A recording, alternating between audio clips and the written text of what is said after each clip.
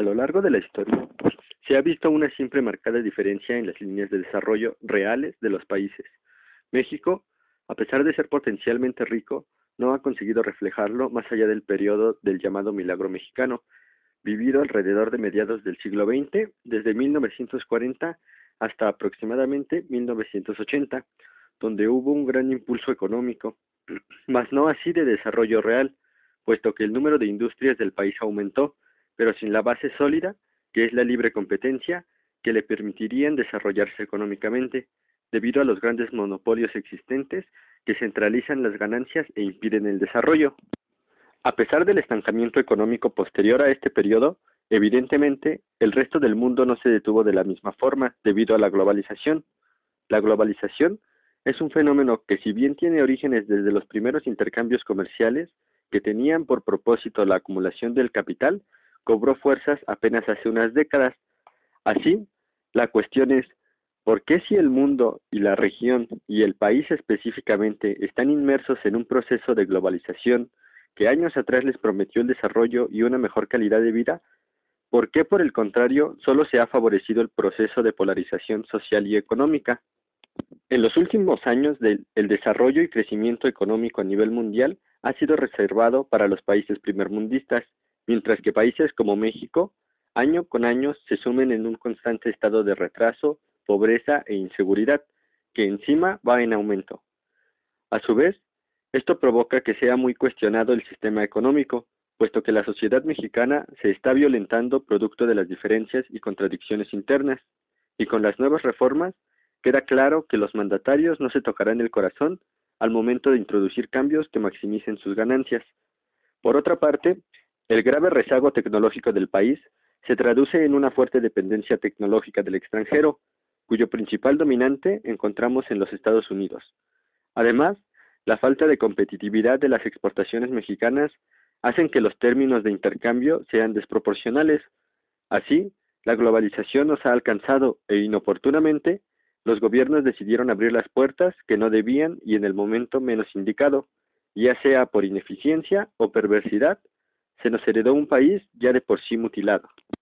Todo esto desencadena un estilo de vida pobre en todos los sentidos, puesto que la inflación ocasiona que, a pesar de tener arduas y largas jornadas de trabajo, el salario apenas alcance para solventar gastos básicos para la familia,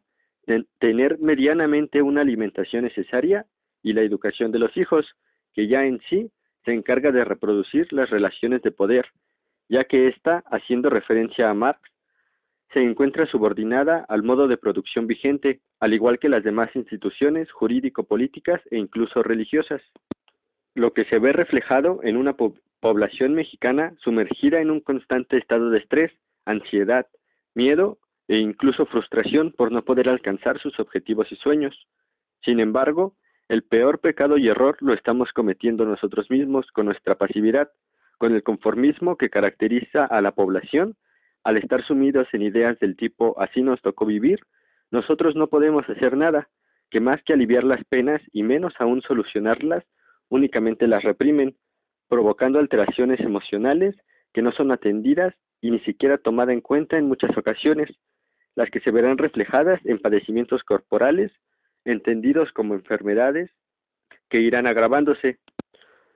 lo que puede observarse en el aumento de enfermedades crónico-degenerativas, que desde hace algunas décadas han desplazado a las enfermedades infecciosas en México como principales causas de mortandad. Entre las principales enfermedades crónico-degenerativas encontramos a la diabetes, el cáncer o tumores malignos, enfermedades cardiovasculares y de hipertensión. Sin embargo, estas no surgen de la noche a la mañana.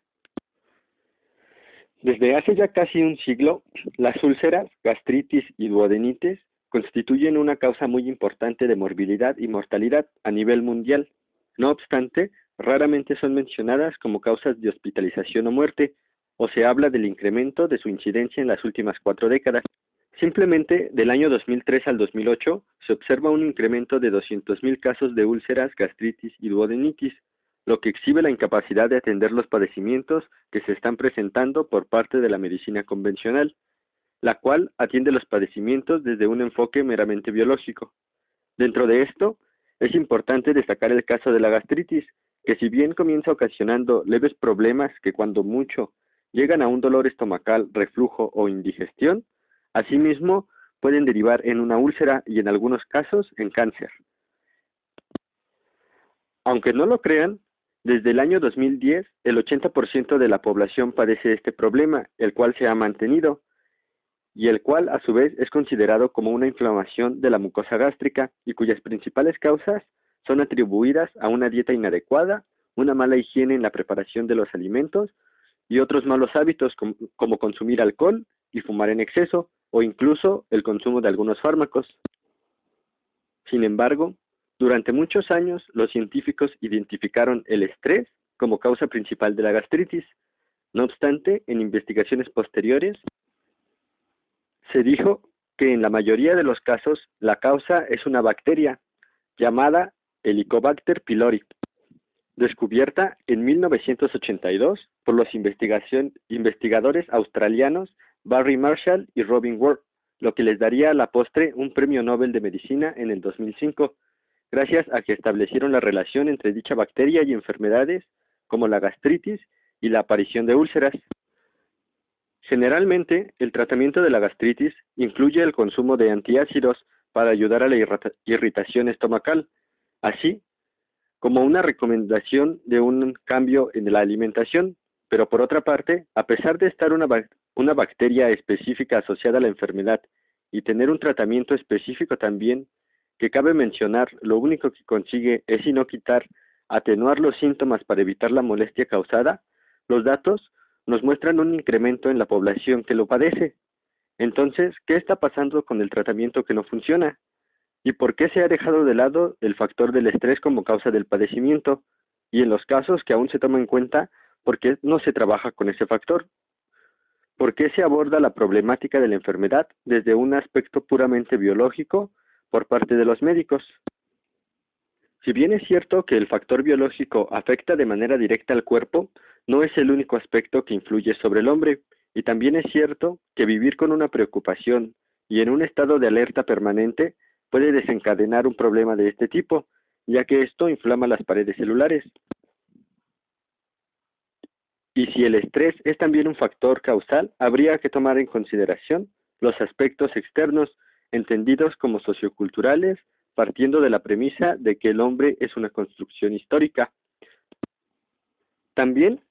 es fundamental entender que el único problema no es que los médicos aborden la enfermedad desde un enfoque reduccionista, sino también el hecho de que para las personas no les es fácil desligarse de un estilo de vida que ya tienen tatuado desde su nacimiento e incluso antes,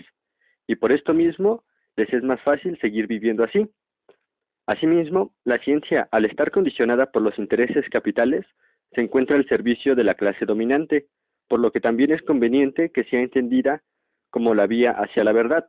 Sin embargo, el hecho de que la medicina aborde las enfermedades desde este tipo de enfoque y al ser meramente biológicos, los factores desencadenantes automáticamente se desligan de la responsabilidad al contexto social y político-cultural en el que se desarrolla la persona, ya que esto no está en las manos del exterior y a su vez refuerza el conformismo social, puesto que al pasar a un campo natural se vuelve algo dado e inevitable. Con esto, pareciera justificarse el hecho de que se realice un trabajo curativo y no preventivo, puesto que se trata de quitar los síntomas que ya están presentes para que el hombre pueda seguir con su estilo de vida y, sobre todo, siendo funcional para la sociedad, y no en atacar el problema ni prevenirlo realmente. A pesar de esto, desde hace unos años se ha ido gestando un cambio de paradigma, sobrepasando la visión cartesiana reduccionista que corta de tajo y deja prácticamente incomunicado el cuerpo con lo emocional y lo ambiental. La vieja forma de pensar era que nuestros cuerpos eran entidades biológicas estables, fundamentalmente separadas del mundo externo, mientras que la nueva forma de pensar es que hay mucha más permeabilidad y fluidez. Nuestro cuerpo es literalmente producto del ambiente. Es por esto que es de fundamental importancia contar con profesionales que den cuenta del proceso de enfermedad. Sobre estas bases, el doctor Sergio López Ramos ha dado un giro en la epistemología tradicional de la psicología, optando por un enfoque holístico, unitario, intentando adoptar una postura oriental, partiendo de una cosmovisión en la que los elementos se mantienen en una relación de interdependencia, promoviendo una armonía que según López Ramos sería lo ideal. Esto a través de algo a lo que se refiere como principio autorregulador de la vida, que se da en todos los organismos a través del microcosmos, que es el cuerpo, que se encuentra inmerso en un macrocosmos, que se encuentra estructurado en diversas instituciones sociales, que al igual que el microcosmos o cuerpo, funciona de manera organizada, y donde al igual que en el cuerpo, cada sistema complementa y ayuda a otro para mantenerse en equilibrio y garantizar su existencia. Además de la existencia de una relación con los elementos agua, fuego, metal, madera y tierra, que se crean y dominan entre sí para mantener el equilibrio entre ellos, existe una relación con las emociones y los órganos. Así, partiendo de esto, el objetivo del presente trabajo fue explicar cómo es que los participantes construyeron su padecimiento de gastritis a través de su historia de vida. La historia de vida es empleada como metodología de investigación, puesto que ésta nos permite conocer la vida de las personas como proceso histórico y así nos provee de información acerca de los eventos y las costumbres que tienen los individuos. Al mismo tiempo, nos permite visualizar la conducta de las personas, es decir, incluye la información acumulada sobre la vida del individuo, escolaridad, salud, familia, sociedad, entre algunos otros, realizada por el investigador, quien actúa como transcriptor, narrador y relator para comprender cómo es la vida de la persona, descubrir la relación dialéctica, diferenciar entre lo que dice y lo que hace, la negociación cotidiana entre aspiración y posibilidad, entre utopía y realidad, entre creación y aceptación. Datos que solo son arrojados de la vida cotidiana, del sentido común, de las explicaciones y reconstrucciones que el individuo efectúa para sí, para vivir. En este sentido, la historia de vida pretende capturar el proceso de interpretación de las personas, viendo las cosas desde la perspectiva personal del participante, quienes están continuamente interpretándose y definiéndose en diferentes situaciones, para finalmente conocer las correlaciones entre el habla, las emociones y las pasiones, lo que nos ayudará a conocer la construcción social que se ha hecho del cuerpo y sus padecimientos a partir de un estilo de vida.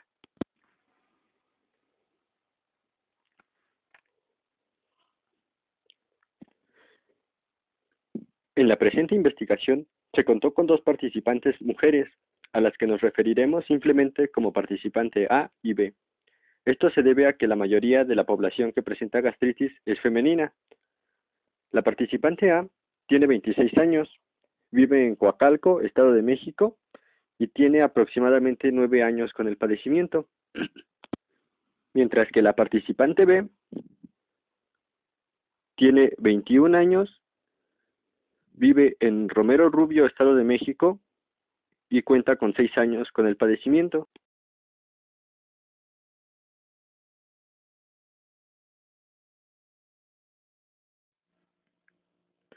Desde muy niña, e incluso antes de su nacimiento, A se vio involucrada en situaciones familiares difíciles. Desde antes de nacer, sus padres ya se veían envueltos en muchos problemas conyugales. Incluso, su padre estuvo a punto de golpear a su madre cuando ésta se encontraba embarazada, además de que no fue un embarazo planeado. Durante su primer año de vida, vivió con ambos padres y sus dos hermanas. Sin embargo, cuando tenía aproximadamente un año, sus papás, después de tantas peleas y conflictos, decidieron separarse definitivamente. Esto conlleva a que se muden su mamá, ella y sus hermanas de Tlatelolco a Vista Hermosa, donde viviría hasta los 20 años. Posteriormente, consecuencia del que su madre pasara la mayor parte del tiempo trabajando, obligó a que en esta época, con la muerte de su abuelo, tuviera poca relación con ella y a los 5 años quedó al cuidado de su hermana mayor, que era su media hermana, quien apenas contaba 12 años de edad. Por su parte, B, desde su nacimiento quedó al cuidado de sus hermanas, puesto que sus papás trabajaban y sus hermanas ya estaban grandes, ya que su embarazo tampoco fue planeado e incluso una de sus hermanas ya había hecho su vida y al mismo tiempo que su madre también estaba esperando a su primer hijo. Ella siempre ha vivido en el mismo lugar y se siente orgullosa de su padre por el hecho de que él, literalmente, fuera quien les pusiera la casa a su familia, a pesar de que ella menciona que tuvo problemas de alcoholismo antes de su nacimiento y a pesar de que se llegaba a desaparecer días y preocupaba a su familia, nunca dejó que les faltara algo. Por otro lado, su mamá enfermó después de su embarazo, ya que fue de alto riesgo por la edad a la que se embarazó y tuvo problemas de presión, lo que terminaría en una preeclampsia. En cuanto a la infancia de A, no relata o recuerda eventos que hayan sido significativos para ella, únicamente hay que destacar que tenía problemas con su hermana, que le seguía en edad. Por su parte, B tampoco relata eventos significativos, sin embargo, hay que mencionar que más allá de su hermana, que le seguía en edad también, fue quien la cuidó más. Con sus demás hermanos no convivió mucho, puesto que estos ya tenían sus responsabilidades y que comenzó a relacionarse mejor con ellos después de lo que ella dice, es una etapa difícil en la adolescencia, entre los 15 y los 17 años. En lo que respecta a la vida académica de a partir de la secundaria hasta la actualidad, se encuentra llena de eventos significativos, puesto que en la secundaria reprobó un año. Además, hay que mencionar que en el mismo periodo de la secundaria, comienza a tener una mejor relación con su hermana. Posteriormente, ya entrando en la prepa, sería suspendida y perdería un año ahí también. Después, en la universidad, entraría a estudiar un semestre y se saldría nuevamente para después regresar. En lo que respecta a la vida académica de B, podemos dar cuenta de que ella no ha perdido años y ha estado en las escuelas de manera regular, por lo que no le da una gran relevancia, aunque podemos destacar algunos puntos en su vida universitaria. Desde el simple hecho de haber entrado ahí, ya que era la primera en su familia en estudiar una carrera universitaria, el hecho de que lograra cambiarse de turno y posteriormente que comenzara a tener problemas en la escuela.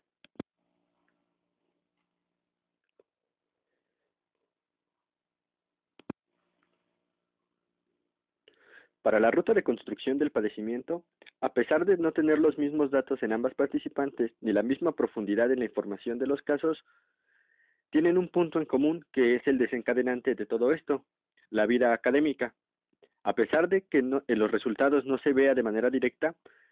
sin embargo, para mayor precisión, se explicará a profundidad la ruta de construcción de la participante A y posteriormente se hará la relación con la participante B. A pesar de que A es aún joven, podemos observar que a lo largo de su vida ha pasado por momentos en que la felicidad le sobrepasa. Sin embargo, esos momentos están determinados por situaciones y personas específicas. Además, estos mismos momentos van de la mano con situaciones en las que se encuentra con obstáculos o dificultades que le impiden realizar algunas acciones y vivir cosas que a ella le gustaría, por lo que la alegría y felicidad en su vida no es muy duradera y se mantiene en un estado constante de enojo, producto de las desilusiones que ha vivido. Como pudimos observar, A se encuentra dentro de un estilo de crianza matriarcal, como ella la llamó en la entrevista, debido a que vivían solo mujeres con ella. Además, su madre, al estarse dedicando al trabajo como algo prioritario, es decir, no tenía elección de quedarse, no pudo atenderla como tal, y era su hermana mayor quien la cuidaba. Asimismo, A comenzó a tener muchos problemas con una de sus hermanas en especial, y comenzó a crecer un enojo que sentía en ella. Estos problemas perduraron hasta que A tenía 15 años, y durante este tiempo, que fue haciéndose más fea su relación, fueron llegando a no solo insultos fuertes, sino también a golpes, comenzando a acrecentar el constante enojo que sentía, y que no sabía por qué, hasta formar sentimientos de odio, mismo periodo en el que comienza a tener los primeros dolores y ardores en el estómago, que ella adjudica a su mala alimentación y exceso en el consumo de picante. Por otra parte, A considera que nunca ha tenido un buen desempeño en la escuela, y cuando reprobó un año en la secundaria comenzó a surgir una tristeza en ella que fue generando culpa y odio hacia ella misma por no cumplir con su obligación como hija. Ella menciona que al reprobar un año en la secundaria se sentía triste y con mucha culpa, porque su mamá siempre había sido muy buena con ella y muy paciente. Entonces,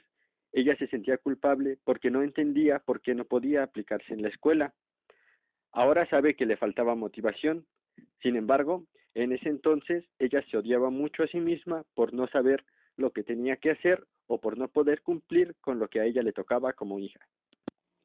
Esto nos permite observar que tras la ausencia de su madre en casa, A no parecía desear tanto que ella estuviera, sino más que eso, demostrarle a su mamá que valía la pena todo el esfuerzo que ella realizaba por su hija. Sin embargo, esto no se dio como ella esperaba y provocó que la tristeza fuera creciendo en ella, provocando que el metal creciera, mientras que según la teoría, esta tristeza afectaba su intestino grueso y la misma tristeza iba generando miedo. Después de esto, cuando terminó la secundaria, entró a trabajar en Nutriza, pero nuevamente comenzó a crecer el miedo producto de la inseguridad de si sería capaz o no de realizar su trabajo. Así, el agua comenzaba a apagar el fuego de la alegría, generando más tristeza que ella otorgaba al ya no poder salir con su familia, mientras que ahora era el intestino delgado el que era quien recibía el daño al verse afectado el fuego, y fue en este periodo de tiempo cuando se le diagnosticó la gastritis. Paralelamente a esto, entró a estudiar en una preparatoria. Sin embargo, esta no era de su agrado, se sentía disgustada y molesta. Lo tomaba todo con indiferencia, puesto que ella no quería estar en esa escuela. Es por esto que de manera paralela sufría por el hecho de tener que estar en una escuela que no le gustaba y a la que no quería asistir, sintiéndose molesta, mientras que por otra parte, comenzaba también a sentirse incómoda en su trabajo, ya que no le hablaba a sus compañeros de trabajo y se sentía explotada por ellos, ya que se quedaban tiempo extra para quedarse las ganancias en esa hora, y sin embargo, a ella no le tocaba nada de esa parte de las ganancias, a pesar de que ella era quien despachaba, por lo que creó un sentimiento de inferioridad y prefirió salirse. Esa inferioridad que sentía la hacía sentirse aún más triste y molesta, puesto que en sus propias palabras se sentía estúpida, y así, al disminuir la madera producto de que el metal la cortaba, aumentaba la tristeza, el fuego no crecía, pero también madera no podía contener a tierra, y ésta se expandía provocando que creciera la ansiedad y la angustia por no poder relacionarse adecuadamente y no estar resultando las cosas como ella se las proponía. Posteriormente, cuando logró entrar a un CCH, a pesar de sentirse feliz de haber conseguido ese logro, el fuego nuevamente fue sometido, producto de que la ansiedad y angustia que le generaba entrar a esta nueva escuela, donde sus hermanas habían estudiado y sobresalido en la familia, hacía crecer el miedo por no poder cumplir como lo hicieron ellas, aumentando nuevamente el agua que se encargaba de fuego. Fue en ese mismo año que tuvo su primera relación sexual, y su discurso parece sugerir que encontró el cariño que no había encontrado en otro lado, puesto que dice que ahora sí ya se sentía feliz, por fin ya se sentía bien y amada, algo que duraría varios años, hasta conocer a su actual pareja 3 años después, permitiendo crecer a fuego que fundía el metal, y así la tristeza. Sin embargo, en ese mismo año perdería otro ciclo escolar, lo que la enojaría mucho y desarrollaría un sentimiento de frustración y producto de la culpa que sentía nuevamente por no poder con sus obligaciones como hija, se metió a estudiar inglés ese año, lo que la alegró mucho porque le iba bien, porque le gustaba, haciendo que esta vez fuego no permitiera crecer demasiado al metal. Sin embargo, esto duraría poco, puesto que al entrar a la universidad se quedó en la carrera de psicología que no le agradaba para nada,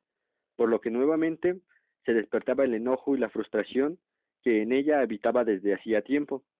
lo que la llevó a un estado de depresión, nuevamente a causa de su vida académica, lo que también implicó efectos en el cuerpo en cuanto a la gastritis y el hecho de que comenzó a subir de peso y tener problemas de estreñimiento. Cursado el primer semestre, nuevamente se salió de la escuela, porque odiaba su carrera y se sentía enojada consigo misma, y en consecuencia con los demás. Estaba muy irritable, frustrada, no entendía qué hacía ahí, por lo que decidió salirse y hacer un examen para diseño gráfico, aconsejada por su novio. Lamentablemente, no logró quedarse, por lo que decidió regresar a donde ya tenía un lugar, decepcionada y resignada, ya que piensa es lo que le quedaba. Así, podemos observar que para A, el estrés y decepción que sentía de ella misma por no poder responder a los esfuerzos de su madre aumentaban la tristeza y enojo que sentía, por lo que su vida académica ha marcado muy fuertemente su flujo de energía,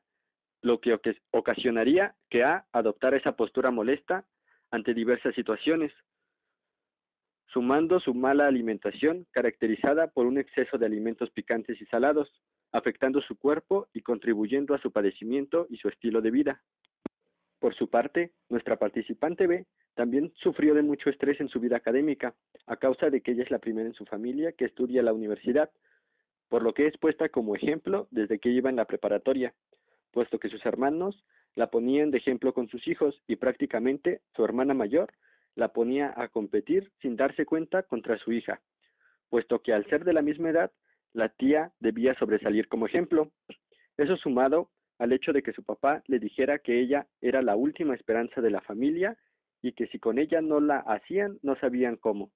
siendo fiel a las palabras que expresó en su relato. Entre nuestras participantes,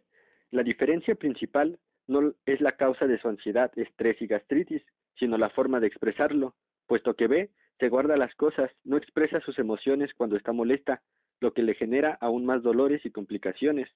puesto que ella también cree que no es tan grave, aunque es consciente de que en algún momento deberá cambiar sus hábitos para que el problema no sea grave. Sin embargo, aún es joven.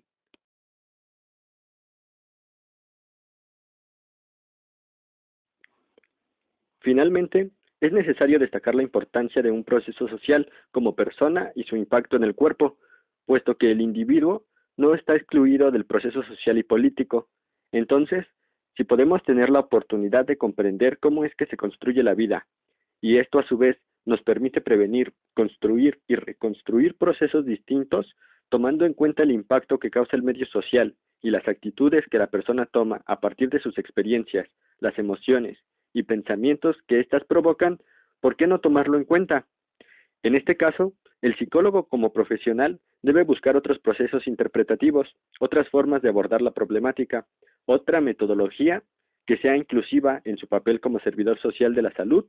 y no solo de la educación o de la capacitación. Un profesional que sea capaz de no solo explicar, sino comprender la realidad inmediata que nos ocupa y la forma en que se están interpretando los procesos de las personas que se enfrentan a la globalización, ya que la actualidad nos muestra que en el campo de la epidemiología, las metodologías usadas no permiten restablecer el proceso homeostático del hombre a través de los métodos convencionales. Es por esto que siguiendo a López Ramos se intenta explicar el nuevo proceso corporal desde una metapsicología de los contextos que se relaciona con las políticas sociales, la globalización y las enfermedades. Así, la propuesta es la adopción de una postura holística, inclusiva del proceso cultural y emocional de los individuos, ya que como logramos apreciar en el discurso de nuestras participantes, el medio social en el que viven y su estilo de vida ha afectado su salud,